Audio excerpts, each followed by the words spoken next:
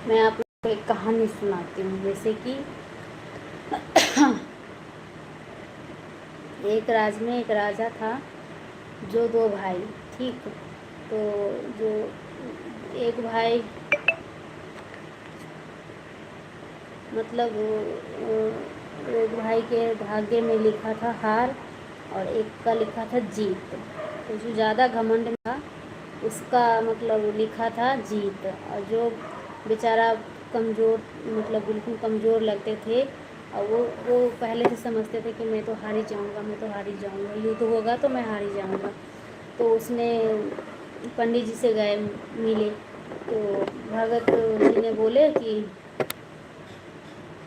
पहले बड़े वाले भाई जी गए, उनके भाई गए राजा, तो उसके हाथ के रेखा देखे तो बोले कि आपके तो हाथ में पहले से ही जीत लिखा हुआ है, आपके भाग्य में जीत लिखा हुआ है। तो वो वहाँ से खुशहाली से आ गया, खुशी खुशी आ गए कि मेरे तो भाग्य में ही लिखा है मतलब जीत, तो मैं तो हार ही नहीं सकता। ठीक है, तो वो खुशी खुशी आ गए।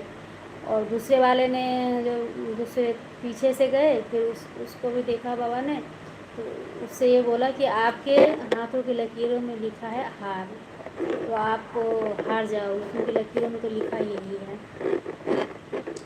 तो वो बेचारा मनहुआए आ गए, मतलब खुश नहीं थे, बस आ गए घर। तो उसने क्या करा, अपना युद्ध की तैयारी कर लिया कि जब हारना ही है तो युद्ध करके हारे ना, बिना युद्ध करे हार जाएंगे तो हमें तो डरपोक समझेंगे लोग। इसके वजह से हम मतलब हार या जीत वो तो बात की बात है।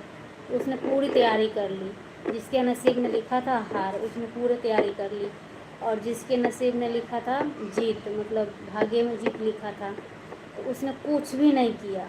उसको ये घमंड था कि मेरे तो भाग्य में जीत ही लिखा हुआ है, तो मेरे को क्या करना है कुछ भी तैयारी करके, क्योंकि भाग्य में तो लिखा ही है ये। तो जब युद्ध हुआ ना, तो वो हार गया, पहले वाला जिसके भाग्य में लिखा था जीत, वो हार गया।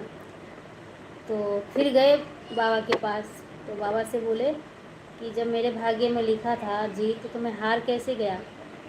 तो बोला, बच्चे, जब आपके भाग्य में लिखा था जीत लिखा था, तो आपने मतलब आपने कर्म नहीं किया। कर्म से हर चीज़ बदला जा सकता है, ठीक है। और फिर वो दूसरा वाला भी गए कि बाबा हमारे भाग्य में तो हार लिखा था, मैं जीत गया। बोला, आपने कर्म किया ना, तो इसीलिए कर्म करो, फल की चिंता मत करो। तो इसीलिए कर्म करते रहिए, अपना फल की चिंता करना ही नहीं है। फल तो देंगे ही माता रानी, और देते ही हैं।